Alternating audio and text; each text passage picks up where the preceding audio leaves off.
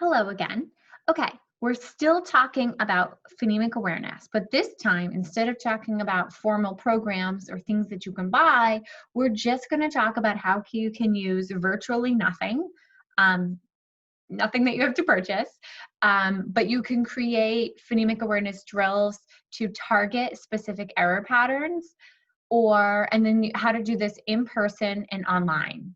Really, I actually find phonemic awareness is not a hard thing to translate to online teaching, unless there are glitches, because then of course your audio is screwed up and then that messes everything up. But assuming that your internet connection cooperates with you, it's really nice to do phonemic awareness stuff online because they're staring at your mouth and you're staring at their mouth, and that's what it's all about. So it helps to have a few manipulatives or visuals on the table or on the screen, but it's really doable for online. So don't worry about that. So first of all, later in the seminars, I think it happens more like in October, we actually go deep into phonemic awareness and really what you can do to pick activities to support kids' specific error patterns. Now I'm just kind of giving you a big picture just so you can see, okay, what it might feel like to do this stuff in person or online. Okay. And by the way, where would this go in your lesson plan template? This would probably be step 1. So if you choose Kilpatrick or Hegarty to be your drills every day, you could do 2 drills. That's what I often do, my general drill, and then I zoom in and I do the activity that targets some specific error pattern or new concept that I want to work on. All right, so let's say we're in person. So you and me aren't in person, so I'm going to have to show you this using my dot cam. But pretend you're my student and you're with me. Let's see, how can I make this look? So these are little vowel owls, and yes, I did buy them, but really you can just use any cup. And a lot of times I have all these different cute containers that I just kind of collect from the Dollar Tree and have those readily available, and a sticky note will do it. So this particular set, this is like the only thing I've purchased is A, and it has all the other vowels, but I wanted to do long versus short, so I had to add my own. So, okay, so we've got our short A versus long A. Then my student would draw a picture or pull a card. Train, so they would tap that out, and sort it. Flag, ag, and they would sort. And I would cue them, if we're in person or digitally, feel what your mouth is doing. Is your mouth making that big wide open ah sound for the short vowel, or do you hear it saying its own name? If you didn't have picture cards, you can just use chips. And in fact, this is often easier to prepare. On my lesson plan, I would just simply write a list of words that I wanted to quiz them on: flag, train, plate, back, short and long A words. And then the student, instead of sorting the picture card, just sorts the chip or the piece. That's a lot easier to prep, and then you're not constantly downloading clip art, printing it, cutting it out, getting it in the baggie, losing it, having to do it all over again for another student in the future. Like, this can just be a really doable thing. And then every week, depending on what you're working on, you can just change your word list, but you're still having them sort. Okay? You don't even have to have cups. You can do the same activity, but with cards, right? So whatever cards, if you were really using the lively letter cards or something like that to help your student, you could use that. If you invest on the big foundation picture cards, I have kids sort like this. That's how they would sort. Or these little guys. This is practically no prep at all. The only prep is writing out the list ahead of time on your lesson plan, and then your child is sorting, right? Okay, so that is really how easy phonemic awareness activities are. The hard part is you knowing your students so well and knowing how to plan an activity that targets. You know what I mean? Like, it all goes back to what I keep saying: your knowledge of the English language and your knowledge of your student and what they need. That's it. You're not doing some complicated thing or having to buy all these crazy things from Teacher Pay Teacher. There's virtually nothing for phonemic awareness that you need to buy except for Kilpatrick or Heggerty, and maybe you'll pick up some Lively Letters cards along the way someday. But besides that, it's just about you knowing how to draw attention to the mouth and the sound and then matching it with the print eventually. If you've had me in class before, you know that I'm obsessed with Elkonin boards and I use them religiously with my students. Elkonin boards come in handy during Kilpatrick drills. If the Kilpatrick drill is really abstract and the student is struggling with it, I use a Kilpatrick drill to support them and give them some cues that help them understand what we're doing. So let me show you what I mean. Let's say, I'm not off the top of my head, I don't even know what level this is for Kilpatrick, but let's say it's changing the first sound. So I would say cat, at. Now say cat, but change k to ha, at, hat. So sometimes my kids have trouble rattling off the answers to those Kilpatrick drills out loud, so we use an Elkonin board. Say mug, mug.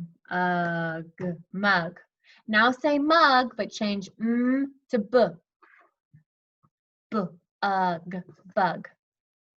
This is actually something that could be done in person or online. If you have a doc cam, you can do it just like I'm doing it and provide the visual for the student. Ideally, they would have something at home like pennies nearby or something so that they could do this as well, because that's making it multisensory if they're the one touching and moving and saying it. But it helps to watch you as well, makes things more concrete. Something that's abstract makes it concrete. If you are online, let's just quickly open a PowerPoint here. I'm just gonna do, okay, let me just, this was not prepared. Okay, if you are online, oh boy, sorry. You could say, okay, and they needed a visual to go with it because they didn't understand what you're doing. You've got cap, now change the k to what's the word? Nap. Okay, you've got tug, now change t to what's the word? Mug. Now you might be saying, that's not phonemic awareness, she has print up there. Some of my students it's so weird for them to work at the sound level that me just giving them a quick model helps them understand what we're doing. So it could be just a symbolic model like with chips, or you could briefly show them with letters. Sometimes the older students, they get stuck kind of with letters and it's hard for them to go back and think about sounds. So in the old days, before I realized that I should be buying Kilpatrick and Heggerty, I just wrote my own drills for the beginning of every lesson. And sometimes it was just simply segmenting words. I had my words listed and they would segment or blend or tell me the middle sound and then eventually manipulate and change. And then I realized somebody wrote that and published it. So that's why I recommend you purchase. If not, these are just index cards that I cut in half and laminated, and the reason I laminated them is so that I can write right on them too. So sometimes if we really need to segment a word during the lesson or in the beginning, I can write right on it.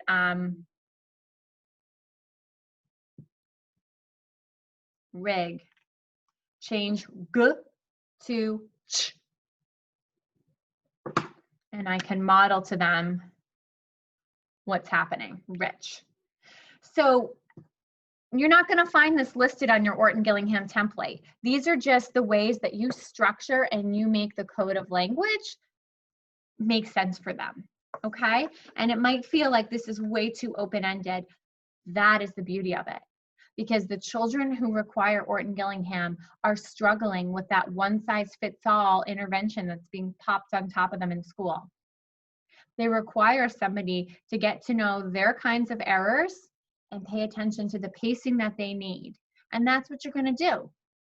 So you're going to have that scope and sequence in your brain that is really tight and formal in something like Wilson or Foundations. But in OG, you're going to move through that sequence in a way that makes sense for that child. And you're going to pause and zoom in on errors, phonological errors, or whatever that you see show up for that child. So in person, I'm doing a lot of sorts. I'm doing Elkonin boards. That's what my phonemic awareness is. I'm pulling out my lively letter cards, etc. There's nothing about being online that means you can't use these cards. This is not like an online or in-person thing. So I don't have to like teach you differently. If you have a doc cam, you're going to have a lot easier time planning because you don't have to constantly make everything digital. It's just going to be there, and you can try to, things will feel a little bit more authentic to you.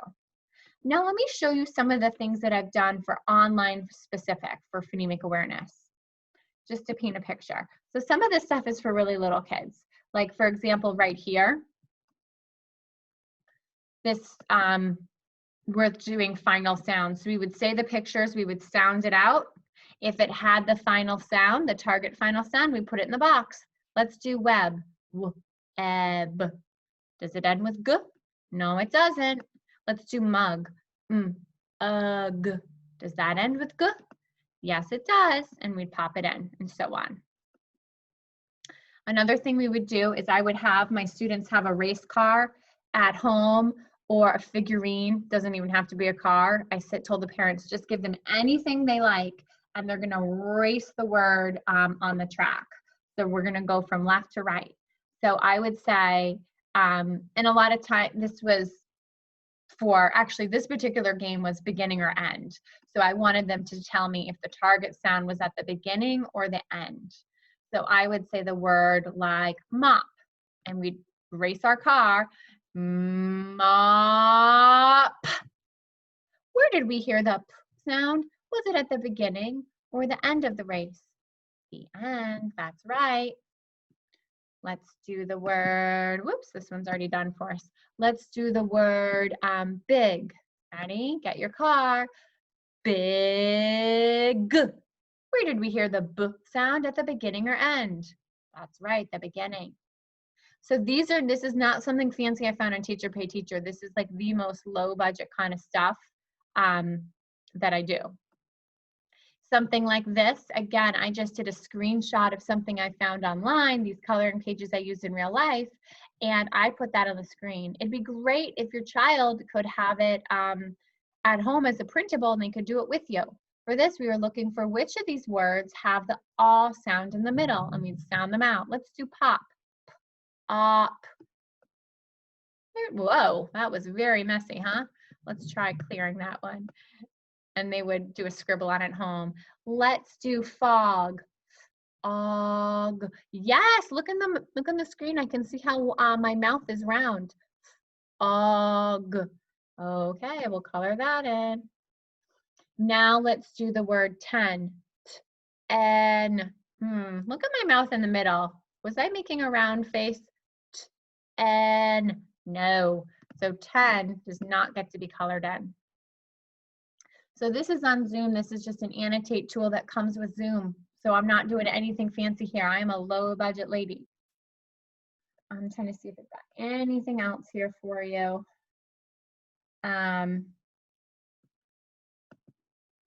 I do a lot of screenshots. So if there's something that is a printable online, I can do a screenshot on my computer and then just paste it right onto the slide. So this was a rhyming match game. House, mouse, and I'm not going to show you how to do it, but you get the idea. Ant, lamp, no, yikes. Where is it? There it is, plant, and so on. For this one, we were doing the final sound. What's the final sound in cup? K, up. And the child can, if I gave them screen control, they could, mark it or do something like that. Or they could just tell you. So what I'm trying to do is show you that in person and at home, in person and online isn't going to look that much different for phonemic awareness. You could take the time to do screenshots and make graphics on the screen for your student, or you could just use a trusty old doc cam and do it the old-fashioned way on the table. I would say do what works for you. I don't want you slaving away over fancy graphics. I want you just doing really good teaching. This is a sort that's already done, but imagine if it wasn't, we were looking for pictures that had "a" in the middle, and then the trash can was for nope, it's got something else. So for sad, add. And then for rip, ip. And we can look at our mouth right in the screen to help talk about what vowel sound we make. Okay, let's see. Did I have anything else there? Oh, you know what I do have? Yeah, so what I did and what I recommend you do, but you're all fancier than me anyways, I think, is I started making like a slide presentation of just all the sorts. So whenever I reuse something with a different child or different group, I had it ready to go. So I use the same boring old structure each time. I just have the two things that I'm contrasting with the clip art on the side. And if the child is good with mouse control, they can drag it over. If not, they just tell me where to put it. Okay? Word families, multiple vowels. So this is something I'm happy to share with you. But like I said, I know so many of you are way fancier than I am and will be able to come up with much prettier things. Now, see all that clip art looks like the same? I'm going to show you the website that I use for a lot of things, for initial sound. This was a more advanced one for kids when we were talking about spelling choices. So we did a lesson on how ER is often used at the end of two-syllable words like farmer, teacher, number. UR is very common for one-syllable words, hurt, burn, curb, turn. IR is the least common. Often it's used for words that have to do with roundness or three. Swirl, twirl, skirt, third, things like that. I did a couple of those. And then this, again, we're listening to the position in the word to link it to which spelling choice we would make. Okay, so sorts can happen online or in person. If this is too much work for you, just do a sort with your dot cam on the table. That is fine too. The last thing I'm going to show you is, oh, that's not it. Okay. Being a little clunky here, sorry. Okay, it's, what is it called? Speech. Mommy speech therapy. So if you want to target, and this works for initial sounds only, Mommy speech therapy, free downloads. Here it is. This is that she uses Board Maker, so it's just like really consistent. So what I end up doing is like, okay, so let's say I want, so the initial, and then you could do final words as well. But if I want, it's geared for speech, but I just trim off the picture, the word, and then I've got like all these perfect words that help me. So she, as you saw there, she did it for all of the different consonant sounds. And then let me show you how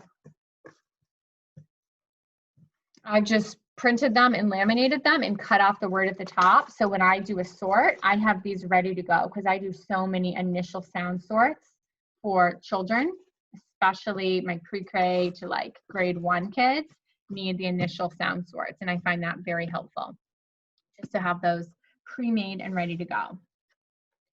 In summary, doing phonemic awareness activities online or in person, there's actually not much of a difference.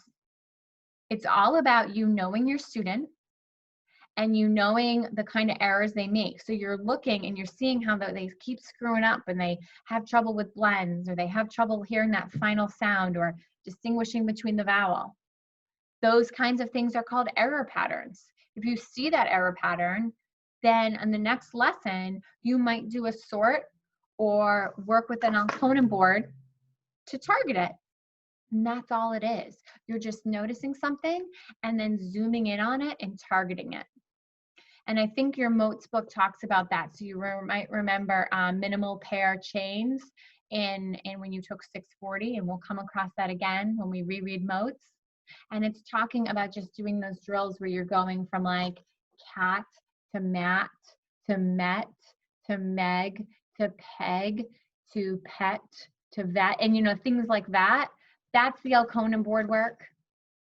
Sorts, very easy. You can be fancy and do them digitally. You can print out some low budget pictures, or even easier, you can just use chips. Most importantly is you engaging the child and you targeting their needs. You can do it, totally.